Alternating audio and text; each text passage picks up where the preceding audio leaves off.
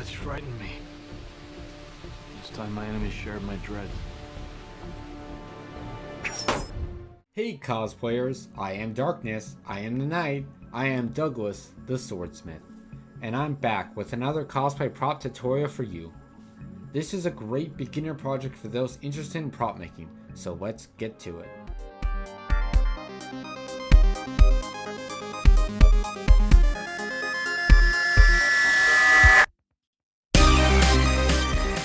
There's some materials you'll need. For tools, there's a lighter, craft scissors, and at least one good paintbrush. For supplies, you'll want a piece of cardboard and a piece of Wonderflex. If you haven't worked with this material before, I've provided a link in the description for you to order it. And lastly, you'll want some black acrylic paint. After you've got all of this, you'll want to head over to our website, 3swordstudio.com. To make this project easier, we've provided a handy pattern on the website for you to download. Once you have everything, we're ready to start. We'll begin by printing off the patterns needed for this project. There are 3 patterns I've drawn for this project, a version from the Dark Knight, an original design, and one based on the Batman v Superman version. For the purposes of this video, I'll be doing the Dark Knight version. To jump right into it, you'll want to take your scissors and cut along the lines.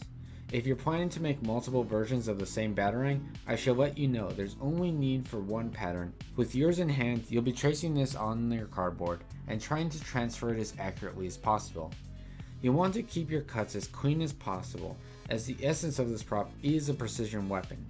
I find the ears to be the hardest part. Once you have your Batarangs, you'll be making 2 plastic versions. This is where our Wonderflex sheets will come into play. You'll be tracing your cardboard pieces onto the sheet to ensure an accurate fit. And due to the ink, you'll want to make sure that you do it on the gridded side of the sheet. When tracing, you want to be sure to add to the edges just a little bit to thicken it up. This is to account for the thickness of the cardboard, which the plastic sheet will need to curve around. I've drawn that here as a dotted line. Once you have them drawn out, follow this up by cutting the 2 pieces out. Next, you'll be melting the Wonderflex, wrapping it around the cardboard. If you've never worked with it, a little background information. This is a thermoplastic material, meaning that it becomes moldable when heated and then rigid again after it cools down. As mentioned, it has 2 sides, a smooth side and a gridded side. To start applying it, take one of the plastic sheets and begin heating the surface until it's flaccid. You'll want to make sure to never expose the open flame to flammable materials like the cardboard. The Wonderflex will act as an insulator, so make sure your heat is applied to the plastic. It doesn't take very long to heat up, and we'll start by heating around one point and moving across the surface of the Batarang to the other point. As you can see, you only have to heat the Wonderflex for a matter of seconds, and while it's heated, you want to press it to the surface of the cardboard. You'll do this over and over, heating a small section, pressing it down, and smoothing it out, and then repeating that. As you go along, you'll want to curve the edges of the plastic around the cardboard. The great thing about this material is that if you miss a spot or don't heat enough, you can reheat it and try again. Once one of the sides is done, we'll be applying the second plastic sheet on top. You'll heat the smooth side of the plastic just as you did with the other side. As you can see, this piece will have an overbite like the other, and that will allow the 2 pieces to bind together. The process of joining 2 pieces of thermoplastic together is called blending, and you'll want to make sure you blend all your edges together. When done, the cardboard should be completely covered by the plastic.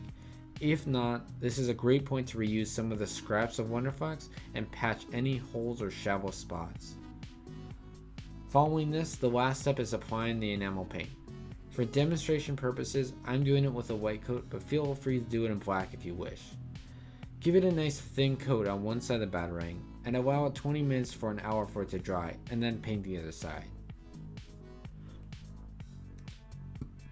Once both sides are dry and the surface isn't tacky, be sure to repeat it with a finishing coat of black. After it dries on both sides, you're done. Now that you've finished one, you can repeat the steps to make more, or check out some of our other videos if you want to try other projects. But I want to thank you all for watching. I've wanted to share this tutorial for a while as a huge Nightwing fan and just as a Batman fan in general. And finally, be sure to like and subscribe for more.